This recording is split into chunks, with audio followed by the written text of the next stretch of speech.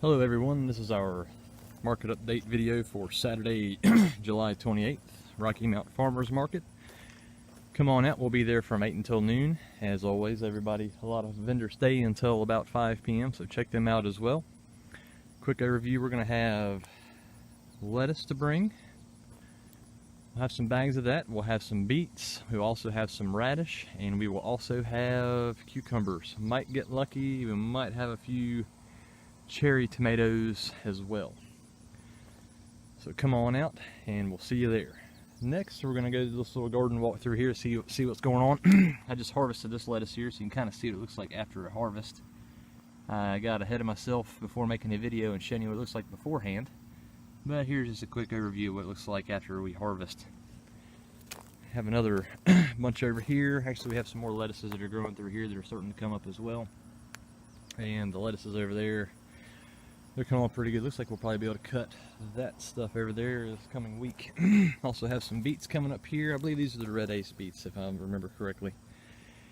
And we didn't have very good germination here on this row of this type of beets. I can't remember. I think these are called baby beets if I remember correctly. So we had to plant some more in there to see what happened. And here's some lettuce here as well that we harvested. I was able to harvest 3/4 of this. So it really came up really nicely this past week with all the soft rain that we had. Rainwater, soft waters came up pretty good. Let's see here, we have a few radish that are hanging out and about. So I don't know if you can see that or not, but we'll have some radish this coming week. Unfortunately, after heavy rain, they tend to kind of want to bust open, so hopefully we don't have too much of that happening. But yeah, we'll have quite a few radish coming in as well. Cucumbers are starting to get a little bit weathered, so they're probably about getting toward the end of their life cycle. You can see right here, I came through and picked this morning, and as you can see, there's some big ones in. I just went ahead and left them because we're probably going to end up just pulling up this plant Saturday after we get back from the market itself, to make some more room for the tomatoes, because they're starting to grow down this way as well, to give them some room to grow. So I figured just leave the big ones. We kind of took it a little bit easy this week, didn't really focus on harvesting cucumbers so much. Just taking a little bit of a break, taking a little bit easy. But I don't know if you can see down there, we've got some little stuff growing there.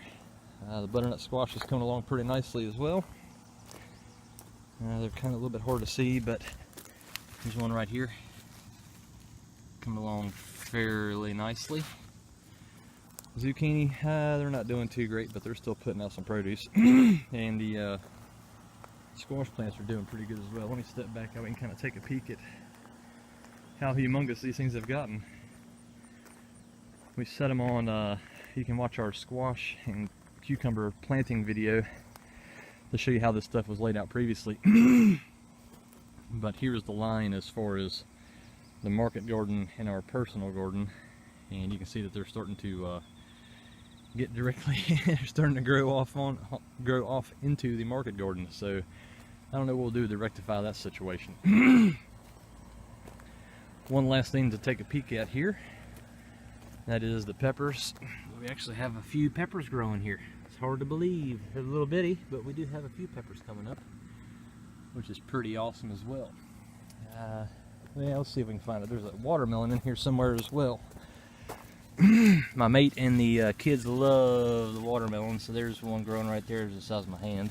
That'll give you a little bit of perspective. Pretty good sized watermelon there as well. Alright, here's a little bonus. We'll go for a walk, show you the infrastructure and everything that's set up. So I'm getting ready to wash, spin, and dry the lettuce. And I'm getting a little bit winded, I apologize. But the garden is relatively close to our house as well, and I'll take you through a quick little walk. We generally walk through the fence here, a little bit of a pain, but it's at least it's close by. And right here is our post-harvest infrastructure. Right here we have water, the totes we wash in. We go from tote to tote to tote while washing. Yep, already got some bugs in there. For whatever reason, a whole lot of bugs have hatched. They're flying around heavy right now. Maybe the swallows will come in here and take care of that for us.